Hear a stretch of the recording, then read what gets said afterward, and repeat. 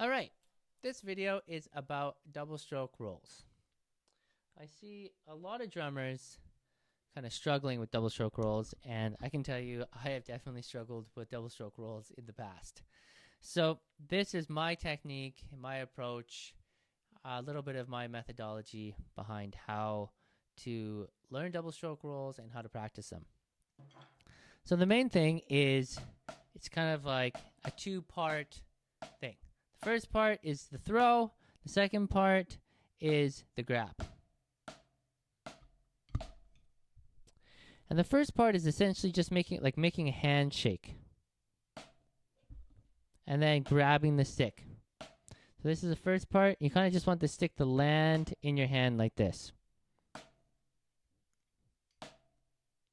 If you're having trouble doing that, or a suggestion I would make off the bat, though it might seem a little irregular, is to just throw the stick at the drum and let go.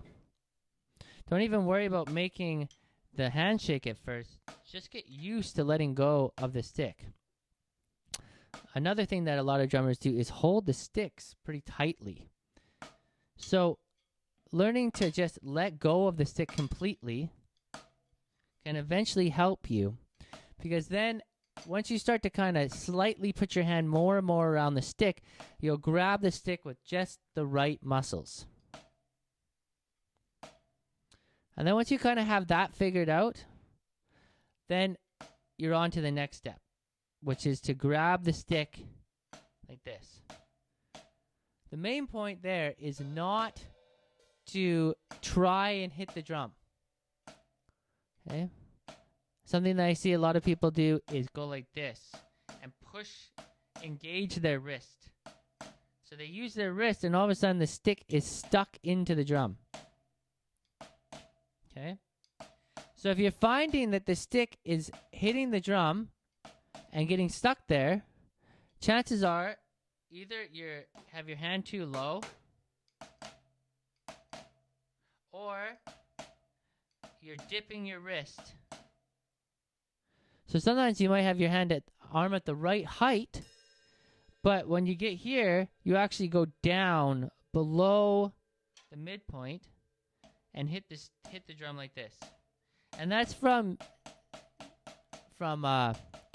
habit, just hitting the drum in single strokes. So try not to even think about hitting the drum. Just think about closing your hand.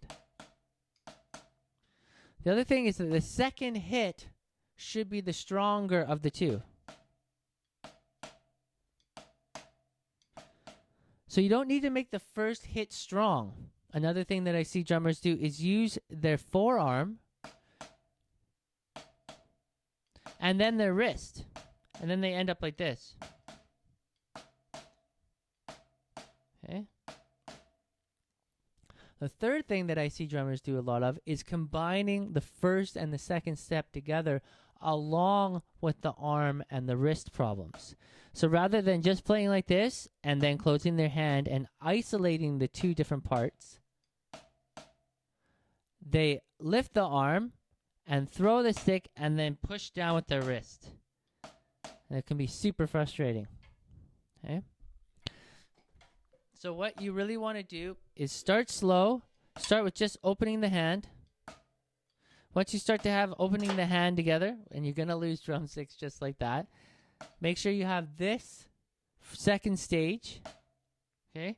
The arm kind of straight, wrist straight. If you're like this, you know something's wrong. So if the stick is touching your elbow or somewhere near that, or really badly, if you use the arm and you find the stick up near your shoulder, which does happen, you know something is off. So the stick should just come back like this. This arm should be nice and parallel. The wrist and the forearm should be aligned. Okay, just a straight line. And then try and use the back of the hand to close the stick. So even though you're going to bring the front two fingers around, it's really the back of the hand where you're going to get the most power, the most snap. So make sure you got that back of the hand coming in. And if you can see, when it starts like this, my hand will come like this. Okay? Now you see how the stick, once it bounces off the head, is way up here. It's like 2 inches off the head, or even 4. So that's because I'm not pushing down into the drum. Okay? So basically, 2 motions. Throw the stick. Should coming back into a handshake. Make sure everything's parallel. Stick is kind of like at a 45-degree angle. Close the hand like this. And when you close the hand like that, whip it closed.